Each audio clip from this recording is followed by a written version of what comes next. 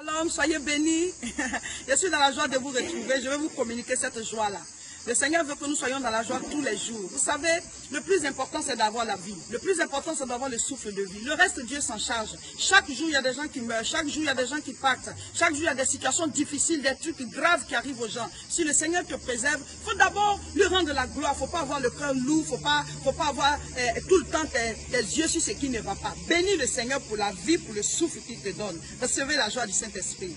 Mon nom c'est Madame Seka, je suis pasteur, je suis de l'église évangélique La Moisson. Ma page Facebook c'est Réseau International Richesse. Voilà, abonnez-vous dessus et le Seigneur, chaque fois à travers moi, va vous apporter des messages d'édification. Aujourd'hui, je vais parler d'un thème très intéressant. Le thème c'est les amis ennemis. Oui, les amis ennemis. Je vais me baser sur 1 Roi chapitre 18, verset 44. C'est l'histoire du prophète Élie. Dieu dit à Élie d'aller prophétiser, de dire à Akab que bientôt la pluie va arriver. Pourquoi? Parce qu'il y avait une période où il ne pleuvait pas. Le ciel était sec, il n'y avait pas à manger, il y avait la sécheresse, tout le monde avait faim. Et Dieu dit à Élie, va prophétiser, dis à Akab que la pluie arrive bientôt. Et Élie s'en va prophétiser, il finit de dire à Akab, lui, Élie, il se met sur une montagne et il commence à prier. Il prie jusqu'à 7 reprises. Il prie, il avait son serviteur, il dit à son serviteur, va voir s'il y a la pluie, va voir s'il y a les nuages, va voir s'il y a les nuages, jusqu'à 7 fois. Je vais marquer une pause, une parenthèse pour vous parler. Vous savez, quelles que soient les paroles que Dieu a prononcées sur votre vie, quelles que soient les promesses que vous avez reçues, quel que soit ce que Dieu vous a dit, vous devez attendre ces promesses-là dans la prière. Il y a certaines personnes qui disent, Dieu a déjà dit, ça va s'accomplir. Non, c'est pas comme ça. Quand Dieu prononce, Dieu te fait des promesses, Dieu dit des prophéties ou bien tu es convaincu de quelque chose, tu dois prier jusqu'à la réalisation de la chose. Dieu est esprit. Quand tu nous donnes quelque chose, la chose est spirituelle. Mais nous, on est dans le monde physique là. Donc, c'est une manière de convertir ce qui est spirituel dans le monde physique. Quand quelqu'un te donne peut-être de l'argent dans la monnaie d'un autre pays, tu ne peux pas l'utiliser chez toi. Qu'est-ce que tu vas faire? Tu vas le convertir cet argent-là. C'est pareil. Dieu est esprit. Quand tu nous bénis, c'est spirituel. Donc, il faut convertir par la prière.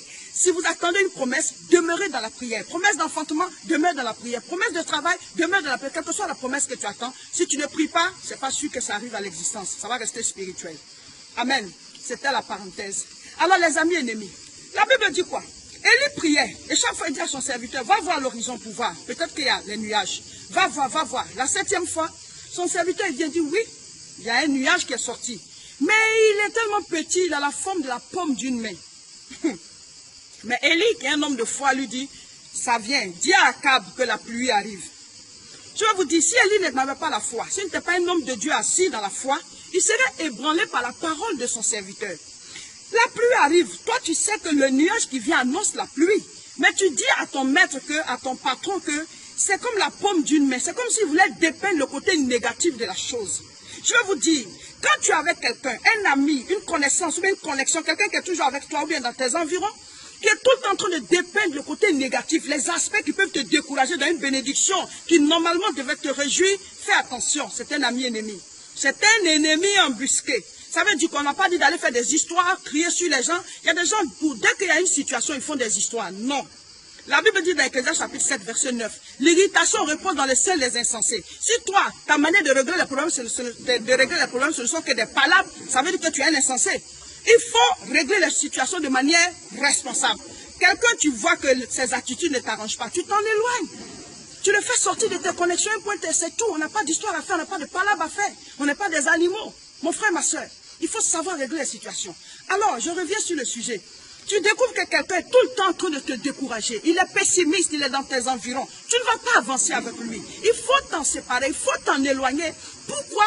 Parce que il n'est pas là pour t'édifier. Vous voyez, quand souvent les gens jouent les matchs au terrain, pourquoi est-ce qu'il y a les supporters? Le rôle du supporter, c'est quoi? C'est de motiver ceux qui jouent. Quand ils crient, et même si l'équipe est menée, mais le fait de crier, de crier leur nom, ça crée une certaine motivation. La Bible dit quoi? La foi, c'est la ferme assurance des choses qu'on espère.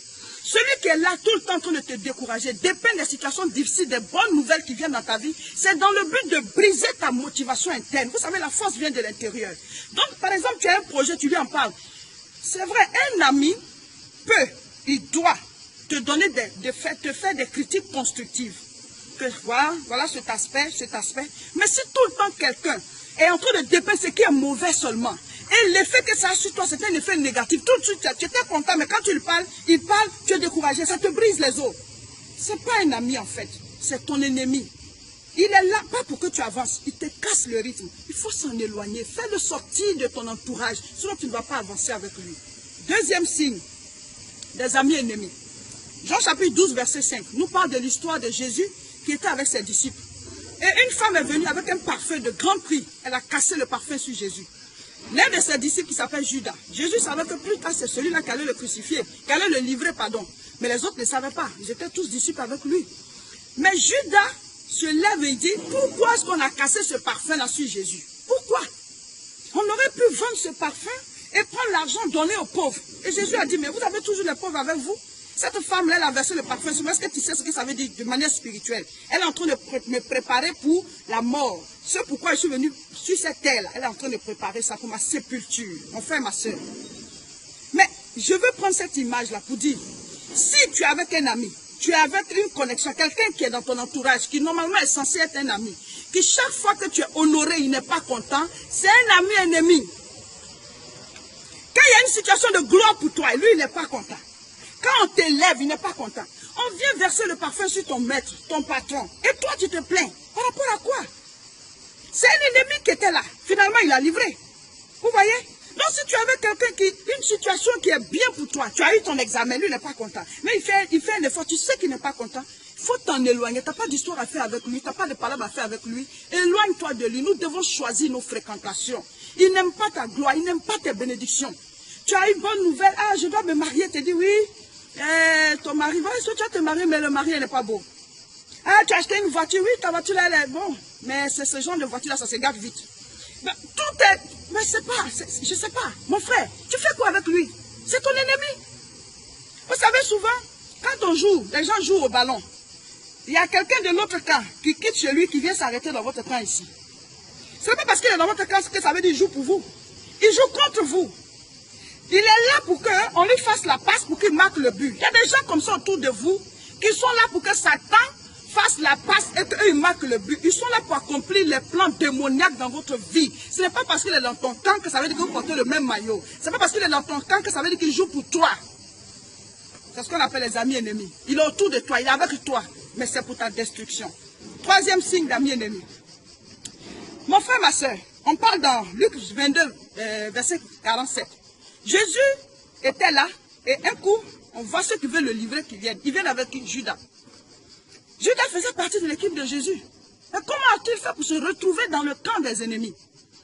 Les amis ennemis, c'est ceux-là qui, chaque fois que tu es en difficulté avec quelqu'un, du coup, lui devient ami à la personne. Ceux avec qui tu ne t'entends pas, lui devient leur ami tout de suite. Mais il est avec toi. Hein? Un ami, je vais quand même faire une parenthèse, un ami peut chercher à te réconcilier avec ceux avec qui tu en parles. Mais je vais vous dire d'avoir le discernement.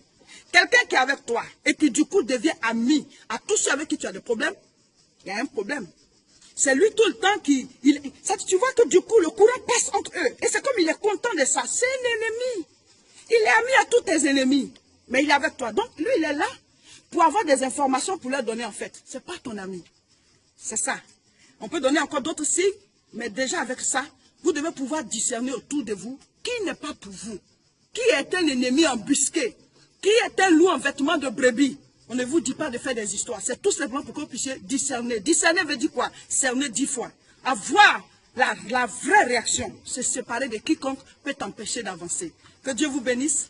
À la prochaine. Si vous avez aimé la vidéo, il faut la partager. Il faut que tout le monde puisse suivre ça et que chacun puisse faire le tri parmi ceux qui sont près de lui afin que nous puissions avancer vers le plan divin. À la prochaine.